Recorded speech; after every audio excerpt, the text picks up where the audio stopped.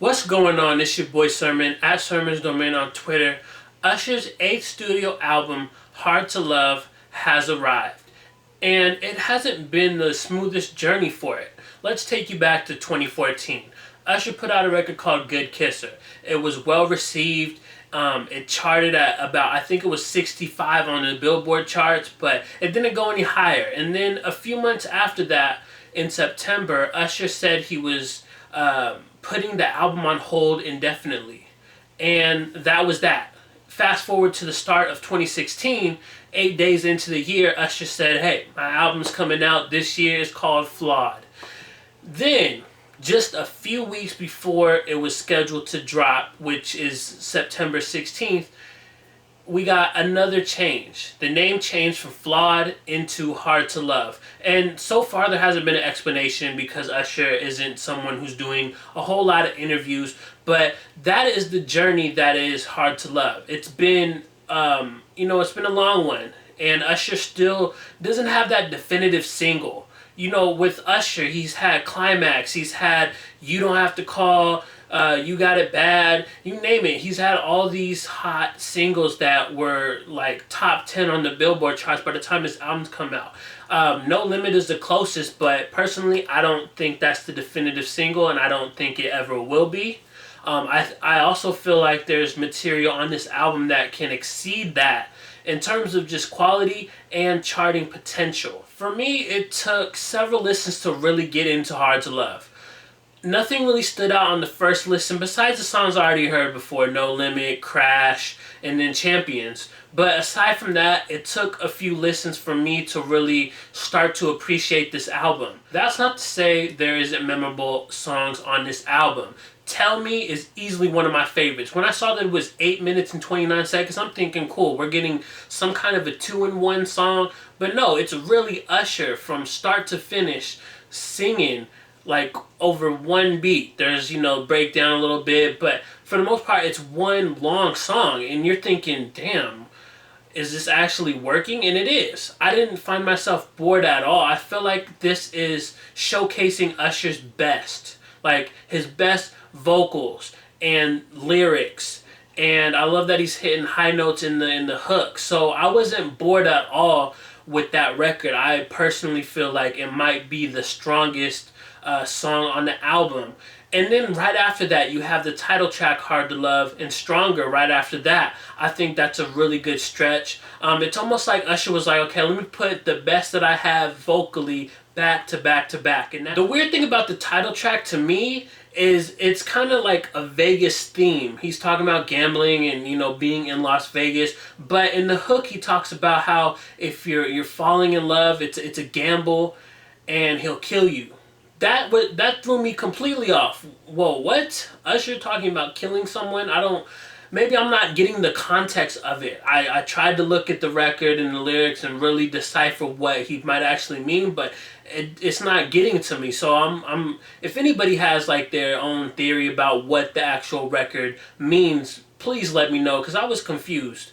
But aside from that, I like the record because it has like a minimal production that fits around Usher's vocals. The second half of the album is much better than the first, in my opinion. As I mentioned, those 3 songs, they're found at the tail end of the album. And then you have Crash. Crash is really where I think the whole album turns around. Not to say discredit any of the beginning records. You got Miss You and Need You. I like those too.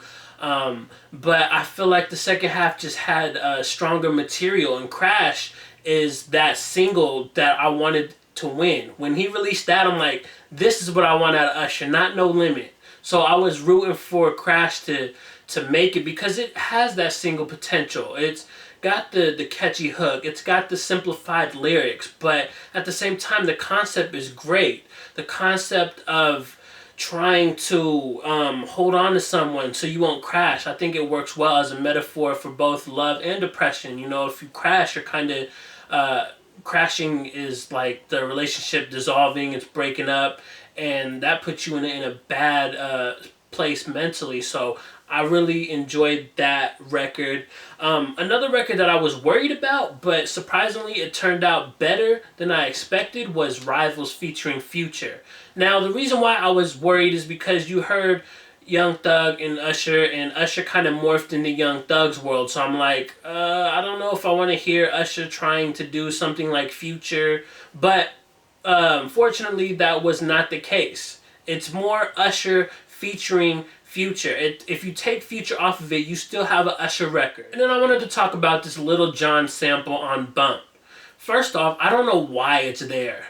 It seems like Little John is so hard to like work with. I know it's a sample, so it's not like Little John was actually in the studio recording this, but it's like nobody can get more than 5 words out of Little John nowadays, which is kind of ironic considering Little John was never one for his vocabulary anyways. But I just feel like Bump is such a good record, but I don't need, Little John in the background at random times coming in and popping out. But I think if it were actually like an official collaboration, it would have been perfect. And even if you add Ludacris in there, because let's face it, they're all kind of linked together. They have 2 classic records together, so you have to kind of link every those 3 in the same group. When you have two of them, you got to think about the third. Is basically what I'm saying. So it would have been cool to have Ludacris on there. I feel like he still has his moments, and I think he could have made something special on this album. The other thing that I hated about the album was Usher trying to appeal to this generation. I already talked about No Limit extensively. He kind of sneaks a Netflix and chill reference on Make You a Believer, but I'm willing to overlook that because it's R&B Metro Boomin. You don't see that too often. Metro Boomin is often working with the Futures, the 21 Savages, the Young Thugs, whatever. So I like that Metro Boomin was able to get on this album and craft something that sounds more towards Usher's lane. Another record on here that I felt was like a cheap attempt at, capturing something that might catch on was FWM. Fuck With Me. I didn't feel like it was a really memorable song at all. It doesn't fit in the album. It's like one of those records that you throw on because you made it and you think it's good. It might pop because it sounds like something that would pop, but I personally cannot rock with that record. I think that next to No Limit is my least favorite on the album. Hard to Love kind of exceeded my expectations just a little bit. Because, like I said, I was worried after hearing No Limit. I was worried when I first saw Future. But surprisingly, Usher did deliver with this album. I still feel like the second half is better than the first. And there are some real good gems in this one. And it's more catered towards Usher's usual sound. So I think after listening several times, I can say it wasn't a disappointing album.